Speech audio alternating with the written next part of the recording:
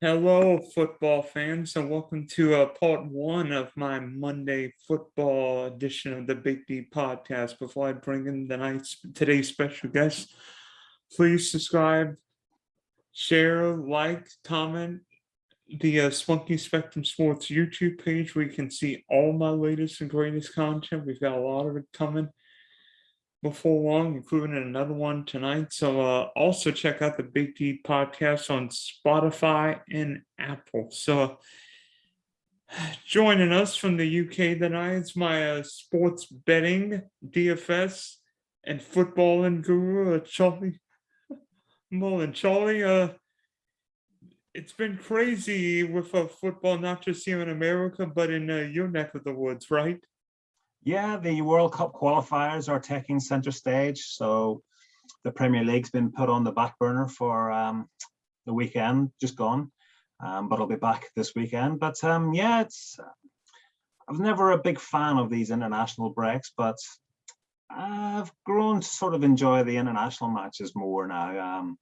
As you know, we're recording now. We're less than an hour away from Northern Ireland taking on Italy in a big game for Italy, not so big a game for Northern Ireland, although we don't get to play these nations very often. So we have a good record against the bigger nations. We've beaten England in the past, we've beaten Spain in the past. So who knows? It'd be nice to topple the European champions.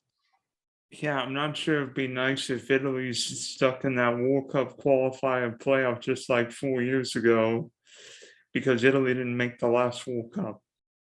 Forgive me if I don't feel sympathy for Italy, having to play a playoff to reach the World Cup. God, we dream of reaching those playoff games.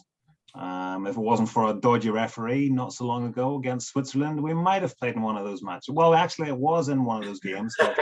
we had a penalty given against us, which the referee said after the match, yeah, maybe it wasn't a penalty after all, but it was too late. Switzerland won. They went through to the World Cup, and we watched it from our tellies and home. So. Yeah, just as Ireland and against France from 2009 with that Thierry Henry handball. Yes, indeed. Ball maybe if VAR had been around, it would have been 0-0, and you still might be playing.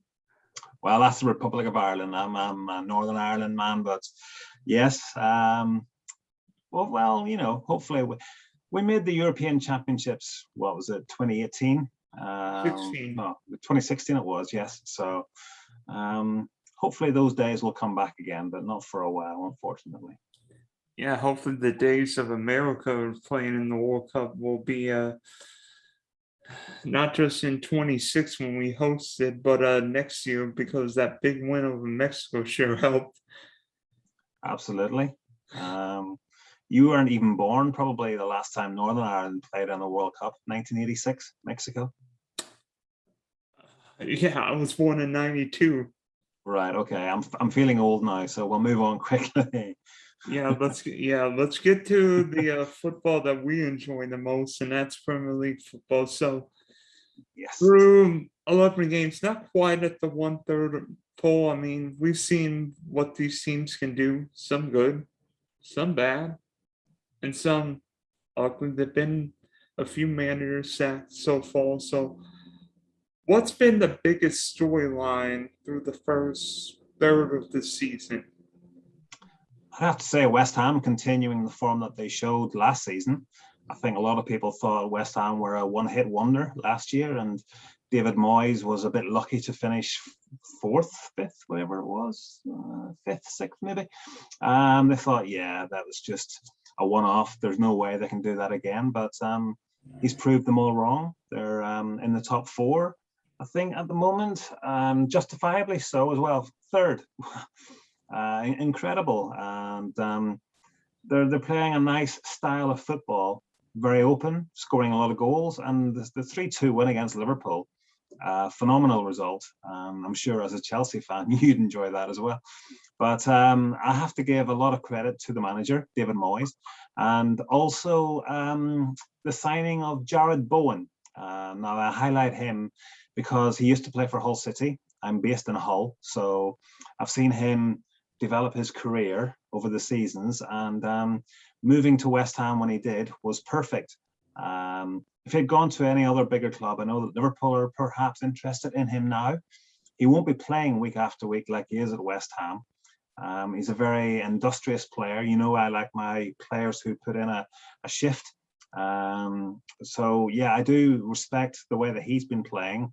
And the whole team, you know, last year they had Jesse Lingard, who was scoring goals for fun. And when he went back to Manchester United, I'm sure a lot of supporters were thinking, well, where are we going to get, you know, there's no way we've got a squad good enough to contend for a top 4 spot.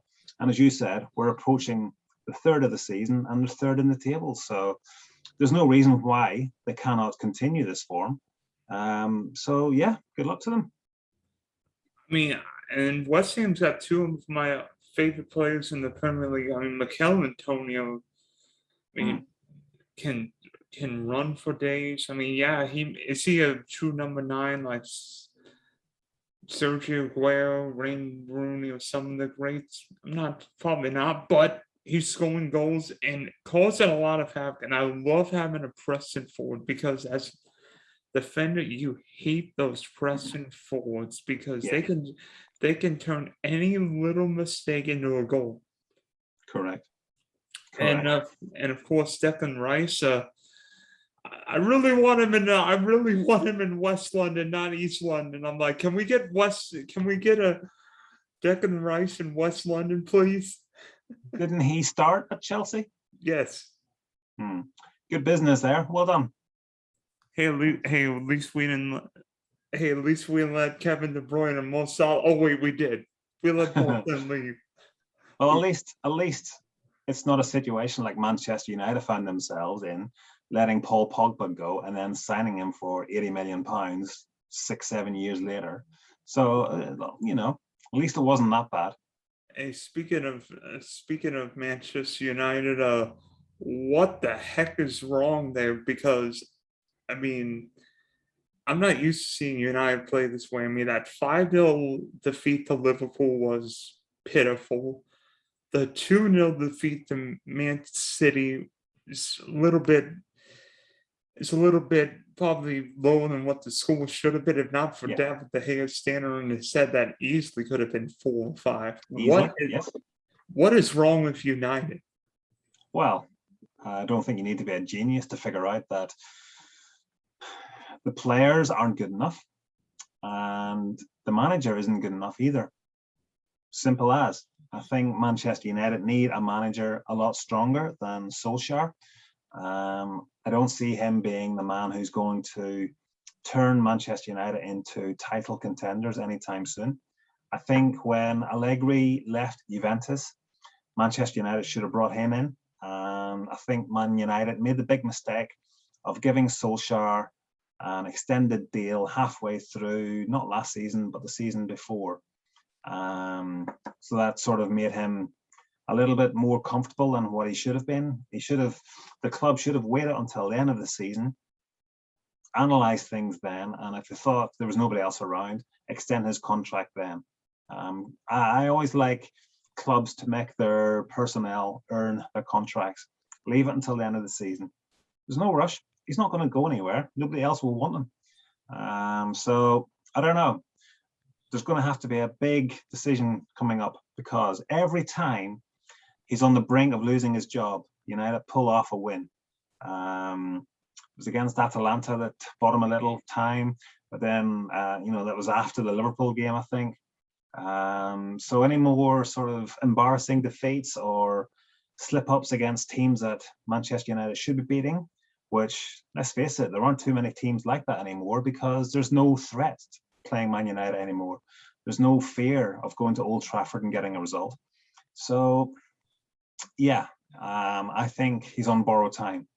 And, we've seen a quarter of the Premier League managers sacked already this season, and there'll be more to come. And he will be at the top of the sack race for several weeks, unless he gets a run of 5, 6, 7, or 8 games, unbeaten against good teams as well. So we'll wait and see. I mean, you look at the two recent games, one that especially a Liverpool player on the road, one against Man United and one against West Ham.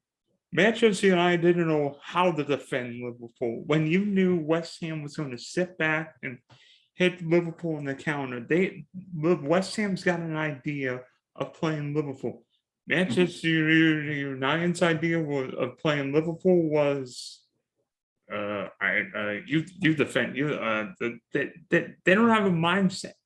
They don't have No, the game plan from I don't think there is a game plan for Manchester United. The thing that has worked for them in recent weeks, months, you want to say, even last season, they find themselves behind more often than not, which basically means they throw the game plan out the window and they just have no other alternative but to attack. And they have good attacking players. So that's how they've bailed themselves out. If Man United took a lead in the first couple of minutes, you wouldn't be comfortable for them to hold on to that lead because defensively they're a shambles. Harry Maguire, I know he scored for England against Albania and he did that celebration like silencing his critics. And there's a lot of pundits over here. Roy Keane, former Manchester United manager, got on his back saying, that's embarrassing. Okay, you've scored a header for England against Albania. Do that against Liverpool, Man City, Chelsea, West Ham. Do it against a good team because his performances for Manchester United are embarrassing. He's the captain of the team and he shouldn't be. He shouldn't be, in my opinion. Heck, do it against Villarreal next week in the Champions League. Otherwise, you're going to be in the Europa League again. Well, exactly. Do it when it matters for Manchester United. Don't do all this like, oh, I'm silencing my critics because I scored a header against Albania. You and I could possibly have scored a header against Albania. I think we could have scored more than a few headers that game. Correct. I mean, so at this point in the season, who's been it's probably an easy one, but is Mo Salah the best player, not just in the Premier League, but probably the world right now? Because it seemed like he scores goals for fun. In the Premier League, definitely. In the world, I don't know. I'd like to stake a case for Robert Lewandowski. But there's not much between the two. Lewandowski, I think, should win the Ballon d'Or, not just for what he's achieved this year, but last year when it was cancelled. He's just been phenomenal goal-scoring form for Bayern Munich and Germany. So I would give that award for him. Mo Salah is one of the outsiders for the award. And I hope it doesn't go to Messi just because he won the Copa America this year. There's no room for sentiment in awards like this. It should be down to who has played the best over the year. And if you want to throw in last year, because there was no award, then Lewandowski should get it, in my opinion. But Mo Salah has done very, very well. He continues to score goals for fun, and he's on for a record-breaking season at Liverpool this year. I might be a little biased here, but could a certain Italian midfielder have a say in who wins the ballot in the ballot? Because Jorginho won the Champions League with Chelsea and then won the Euros with Italy. Yeah, possibly. Talk me through his penalty for Italy in the last minute of the game of the weekend. I cannot explain that because he forgot to do the bunny hop. Okay, talk me through his penalty in the European Championships in the summertime. Oops. Hey. Yeah. No, listen, he's played very well, but I think these awards go to, without hurting his feelings or being disrespectful, more skillful players than Jorginho. So yeah, it's probably going to be either Messi or Lewandowski. What about you? Who's been your most surprising player this year in the Premier League? That's a good, trying to think of surprise. I think there are a couple. We mentioned Bowen, but who's with a team having Firmino, Sadio Mane, and Mo Salah, I really like what Diego Jota has done this year. Yeah. because obviously was a great player with Wolves, but we really didn't get a chance to see him because he's been hurt so much. Yeah. Yeah. hmm One player that's really impressed me that I want to give a mention to is Emile Smith-Rowe of Arsenal. Oh yes, yes, He and has really, he's in the England squad. yes, and rightly so. He certainly has earned it for his performances for Arsenal this season so far. So yeah, every time I see him, there's more and more of his game that I like. He's one of those players like Jarrod Bowen, like Son at Tottenham, and like Pulisic at Chelsea. Puts in a lot of effort, helps the team out in attack and also defense as well. So yeah, no, I really like the look of this Emile Smith-Rowe. I think he's got a massive future ahead of him. Yeah, finally, Arsenal might have found somebody in that midfield. Well, yeah. And the ironic thing is that Arsenal have spent all this money in the last 4, 5, 6 years, and this guy's just come through the youth system, as far as I know.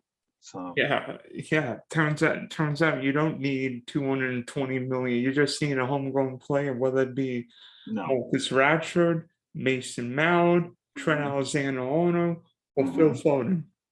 exactly. And boy, Arsenal have made some massive mistakes in the transfer market over the last 5, 6, 7 years. A few clubs could say that.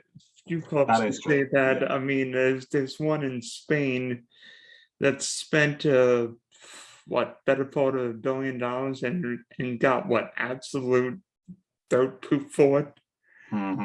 Yeah. So who's been the most disappointing player for you then in the Premier League so far? Well, speaking of money spent, how about a guy who can't even see the field from Man United? How about Mr. Sancho? Yeah, that's a weird one. I mean, when you join a big club, I use that term loosely with Manchester United, but you're playing in front of 75,000 fans every week. The expectation levels for you are to hit the ground running. You're supposed to play at the very best week in, week out. And some people find that hard to handle. So maybe it'll be a year or two before Manchester United fans see the best of him. But yeah, he has been a disappointment so far this season, but there's still plenty of time. I think I've said to you before, certain managers, I thought Man City was one of them, that they don't know who their best starting 11 is. And I think that's true with Manchester United as well. They've got a lot of talent, and keeping them happy is impossible. Jesse Lingard deserves more airtime, more game time for what he achieved last year at West Ham, which we spoke about, but he's not getting a look in either. So yeah, there's certainly, you could pick anybody from Man United for the most disappointing player this season. Most disappointing for me is Pulisic. I'd like to see more of him, obviously, but obviously, we're talking about the biggest disappointment of the season so far. I think you don't have to look any further than Harry Kane. 1 goal in 10 Premier League matches. Normally, we see him at the top of the goal-scoring lists. So he's had a hangover since the summer, missing out on winning the Euros with England, missing out on a massive transfer to Manchester City, which he has come out in the last few days and said that has affected him more than he thought it would, both those events for England and missing out on the transfer to Manchester City. So he scored a hat-trick, obviously, on Friday night against Albania, which probably you or I could have done. But maybe that's the match that kickstarts his season. We'll wait and see. Tottenham at home to Leeds on Sunday, so that'll be a good game. Yeah, how's Harry Kane scoring all the goals for England and not Spurs? I don't know. Sometimes you just get a better feel when you leave your club and you're not doing well. And recently the Tottenham fans were booing Harry Kane because the team weren't doing well. He wasn't scoring. He made it clear that he didn't want to be there in the summertime. He wanted to move to Manchester City. So for the first time, we saw a little bit of dissent between the Tottenham supporters and Harry Kane himself. So, pardon me. Maybe this one game against Albania, he comes back to Tottenham, and it's as if nothing happens. Maybe he'll start firing in goals left, right, and centre. Maybe he'll get 2 or 3 goals against Leeds this weekend. But Leeds are a decent side. I know they're near the bottom of the table, but they're better than their league table placing suggests. So if Tottenham do get anything from that game, they'll have earned it. Yeah, and maybe the best thing that happened for Spurs was that Antonio Conte got there. I know Antonio Conte is a difficult manager to work with, but to me, look what he did with Romelu Lukaku with Inter Milan. Lukaku became a much more disciplined player, scored goals, and became a havoc in Italy. Might be just what Harry Kane needs, kicking the pants. Yeah. Speaking of Lukaku, well, he must be up there in one of the Premier League's most disappointing players. You're a Chelsea fan. He started brilliantly when he came back, but he hasn't been scoring as often as we thought he would. Oh yeah, because he's been hurt. Yeah, but when he has played, he still hasn't been scoring as often as you would expect him to. True. It's been a weird season because there's not been one dominant Chelsea player who I can think of. Because Mason Mount started in a funk bigger than Harry Kane after the Euros. Yeah. A lot of the guys came back. Conte's been in and out of the lineup. I'm not sure Jorginho's, but be honest, our 2 best players recently have been Ben Chilwell and Reece James. I can't believe it. And Chilwell didn't play at the Euros, and Reece James barely played, if any, at the Euros. Yeah. I just checked there, and what is it? No goals in his last 7 games for Chelsea. Lukaku. Might be better if he's resting now. Well, yeah. So he'll come good. I'm sure he'll come good. But Mason Mount has done very well. Ben Chilwell has been one of the best players as well, and so too is Reece James. I think I heard a stat the other night that between them they've scored 7 goals already this season. Those 2 wing backs. So they're doing all right, Chelsea. Shock. I say shock result. I'm sure you were shocked that they dropped 2 points against Burnley the last time out, but they'll still be thereabouts, battling it out for the title. Nick Pope saved Burnley's what that night. Yeah. Week before, Man City and Liverpool gave us the helping hand. So turnabout is fair play. What was that? Sorry. Man City and Liverpool gave us the helping hand the week before, so turnabout is fair play. Oh yes, yeah. Nobody's going to sort of run away with the league this year, which is good for supporters and spectators who want to see a good, hard-fought battle for the title. So long may that continue. Who's your money on to win the league? It pains me to say this. It pains me, but something tells me Man City's winning the league again. They've got too much talent. Eventually Pep Guardiola is going to settle in on a starting 11. Yeah, really. He'll settle in on a starting 11. Man City's just so deep, particularly on the wing, particularly in midfield. They're going to find a place to Jack Grealish. And I know Spurs fans will probably say, you're nuts. Something tells me Harry Kane will be a Man City player in January. Yeah. I can see that. If they do get Harry Kane, then I think Man City will win the league. If they don't get Harry Kane, then I might sort of go towards Chelsea winning the league, which you're not paying me to say that. It's what I genuinely feel. I think I really do like Thomas Tuchel as manager. He sets his team up nicely to play. And, we've spoken before about, Alonso being in the box, to create chances and to score chances or to have chances full stop. Ben Chilwell, scoring goals for Chelsea and England. So there's a lot of freedom for all the players in the Chelsea team to go forward and impose themselves. And Reece James, as well, scored twice against whoever it was recently in a 3-0 win. Newcastle, wasn't it? Yeah, at Newcastle. So yeah, I think Chelsea will be. I think I put a sneaky £10 on Chelsea to win the league. Here's an interesting question. Will Manchester United finish top 4? No.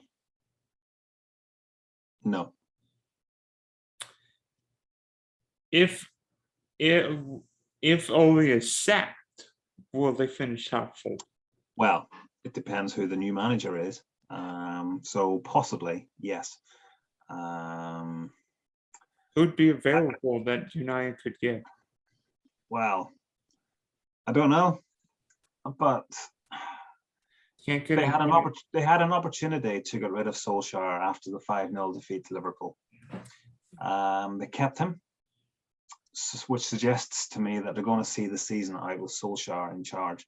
Whether that's right or wrong remains to be seen. He could prove us wrong and turn things around and keep his job, but he just looks like a dead man walking to me. He doesn't have the conviction or the passion to explode on his players if they're losing 4-0 at halftime or 3-0, whatever it was, 4-0 against Liverpool at halftime.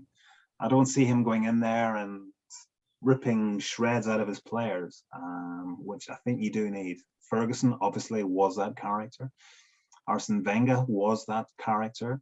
I can see Jurgen Klopp doing that. I can see Thomas Tuchel doing it as well. I can see Pep doing it as well. So all the good managers have that aura about them who can rip into their players. But with Solskjaer, I don't see it. And I think that's what Manchester United need. I think the players are looking at Solskjaer and thinking, yeah, you're a bit soft. We can cut corners here and there, and that's what they're doing defensively. They're not defending very well. They're falling behind, which means they have to attack, which obviously brings the best out of them because they have so much talent going forward. And Cristiano Ronaldo obviously will score goals, but they can't keep relying on him to score last-minute winners to bail them out of trouble. Might the problem with United be because Ronaldo can't really defend at this stage for his career? They're putting more pressure on that midfield and the defense with Ronaldo in the team. See, you and I disagree with this. I think Ronaldo can defend.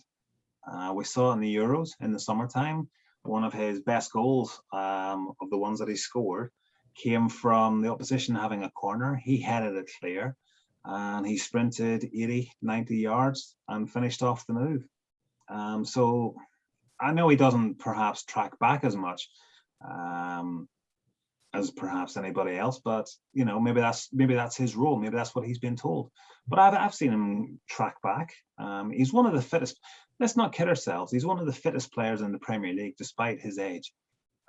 He's putting a lot of other players younger than him to shame because of his fitness levels.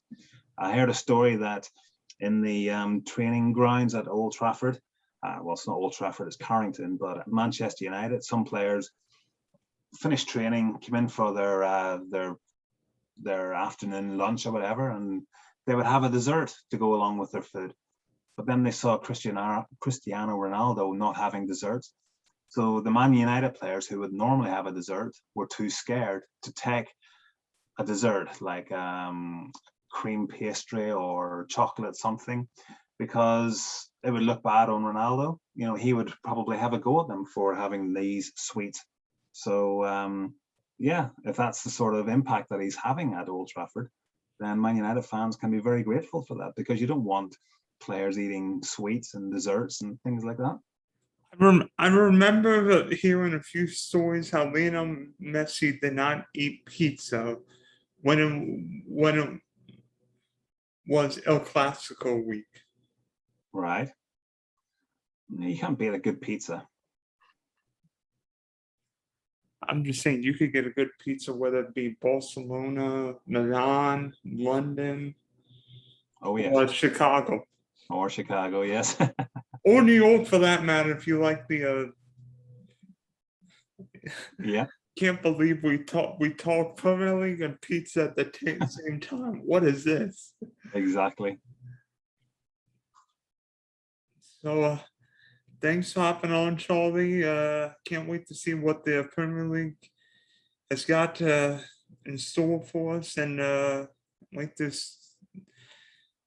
wait to see what the games look like this weekend, and which your Dolphins will against the Jets on Sunday. Yep. Beating Baltimore. Who thought that? But that's why we love sport, isn't it? Hey, the good news is my Jags are 1-0 against your Dolphins this year. That's true. That's true. At least we're undefeated in the UK. Will